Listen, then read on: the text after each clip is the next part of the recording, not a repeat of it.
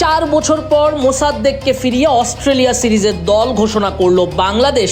অস্ট্রেলিয়ার বিপক্ষে 3 ম্যাচের ওয়ানডে সিরিজের প্রথম 2 ম্যাচের জন্য দল ঘোষণা করেছে বিসিবি। ঘোষিত দলে সবচেয়ে বড় চমক মোসাদ্দেক হোসেন সৈকতের প্রত্যাবর্তন।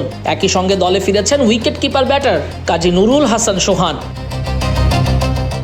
9 জুন মিরপুর শেরেবাংলা জাতীয় ক্রিকেট স্টেডিয়ামে শুরু হবে বাংলাদেশ অস্ট্রেলিয়া ওয়ানডে সিরিজ। দ্বিতীয় ম্যাচ অনুষ্ঠিত হবে 11 জুন আর তৃতীয়টা 14 জুন। 3টা ম্যাচই শুরু হবে সকাল 11টায়। গত এপ্রিলে নিউজিল্যান্ডের বিপক্ষে খেলা সবশেষ ওয়ানডে সিরিজের দল থেকে বাদ পড়েছেন আফিফ হোসেন ধ্রুব, মাহিদুল ইসলাম অঙ্কন। অন্যদিকে দীর্ঘ বিরতির পর জাতীয় দলে ডাক পেলেন মোসাদ্দেক সৈকত। 30 বছর বয়সী অলরাউন্ডার সর্বশেষ ওয়ানডে খেলেছিলেন 2022 সালের আগস্টে। নিউজিল্যান্ড সিরিজে না থাকা সোহানও ফিরেছেন দলে।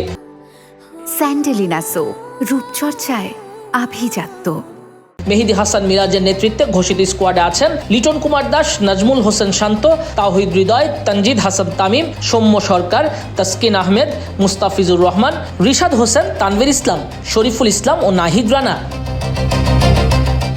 ঢাকায় ওয়ানডে সিরিজের পর সব টি-20 ম্যাচ মাঠে গড়াবে চট্টগ্রামে। 3 ম্যাচ টি-20 সিরিজ অনুষ্ঠিত হবে 17, 19 ও 21 জুন। মাইটি অস্ট্রেলিয়ার সঙ্গে প্রায় 15 বছর পর এবার ওয়ানডে সিরিজে মুখোমুখি হতে চলেছে বাংলাদেশ। ক্যাঙ্গারুদের বিপক্ষে সাদা বলের সিরিজে 4 বার মুখোমুখি হয়েছিল টাইগাররা। সব কটাতেই হোয়াইট ওয়াশ হয়েছে টিম টাইগার্স। তবে টি-20তে আশার আলো সঞ্চার হচ্ছে।